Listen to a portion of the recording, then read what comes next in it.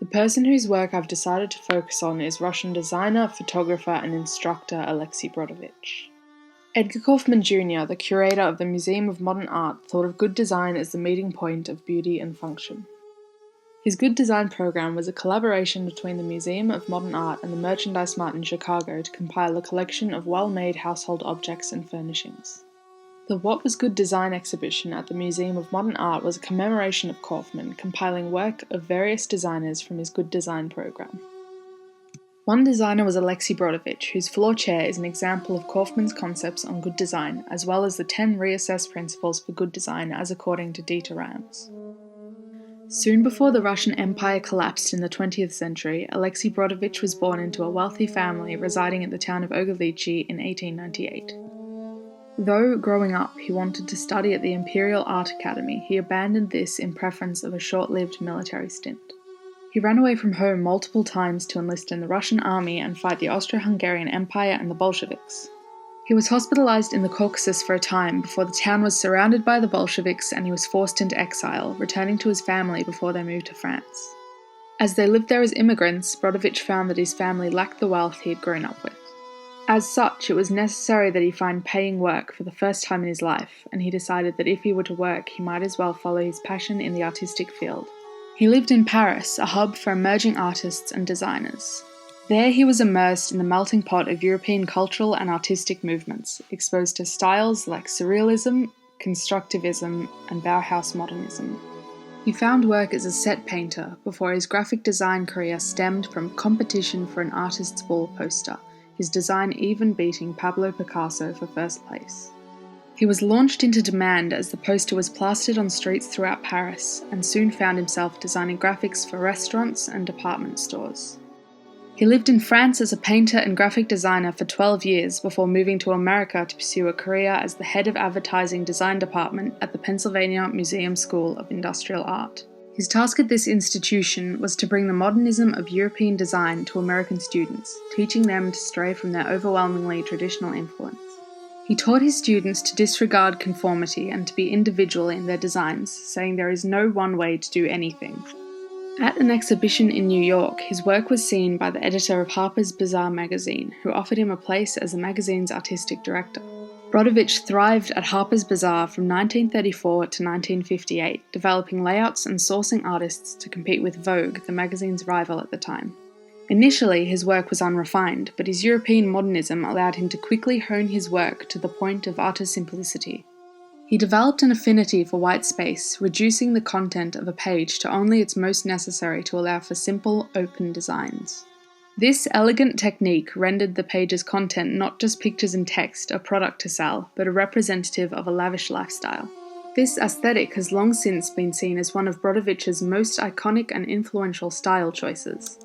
The popularity and reach of his use of white space, combined with techniques of cropping photographs on his own whim, layering text and image, and experimenting with editorial layouts, led to Brodovitch changing not only the direction of Harper's Bazaar, but of post-war fashion and photography itself. His protege, photographer Irving Penn, said all designers, all photographers, all art directors, whether they know it or not, are students of Alexey Brodovitch. Though he was successful, Brodovitch's life had its downfalls.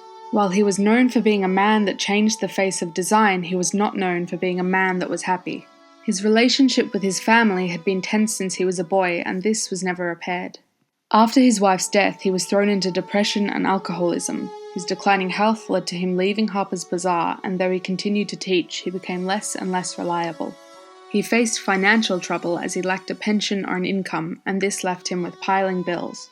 He moved back to France in the 60s and died in 1973. Though Brodovitch is most recognized for his contributions to graphic editorial design, he was also somewhat involved in furniture and packaging design. In 1950, Brodovitch's floor chair was designed for the International Competition for Low-Cost Furniture and was chosen over his graphics to be a part of the Museum of Modern Art's What Was Good Design exhibition because it adheres to the modernist principles of good design. Dieter Rams's reassessment of the principles of good design was done to introduce the necessity of environmentally friendly design. Brodovitch's floor chair is both inexpensive and eco-friendly in its creation. Plywood is made from a renewable source, and the cut needed for the floor chair minimizes waste. According to Rams, good design must be unobtrusive.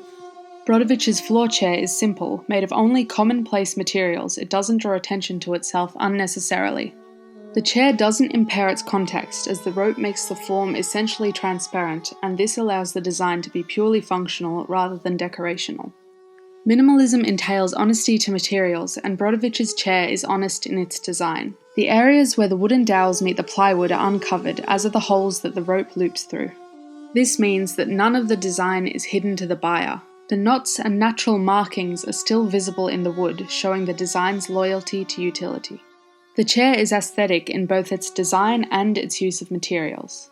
The contrast between the organic line made by the rope and the flat shape of the chair's side create a look that is unlike other chairs made at the time. The soft visual impact of the plywood rivals more clinical materials such as steel or plastic, making it a more palatable example of modernism and allowing it to seem aesthetically in place in the average home. Good design, according to Rams, entails that necessity and functionality is the catalyst for creation. The presence of these previous principles within Brodovitch's design creates a useful chair, rather than one that is just plainly decorative or artistic. The rope allows for support and comfort, and the plywood is forgiving to pressure due to its ability to bend.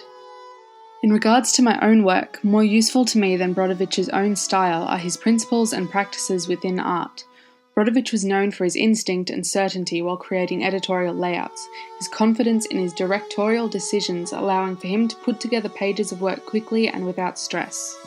His conviction to his own style allowed for efficiency, and I think this practice is one that I could apply not only in design work but across many artistic fields. As well as this, Brodovitch taught his students to challenge the axiom of design, and his notion that a designer should be intolerant of mediocrity is one that I think should be carried through my work.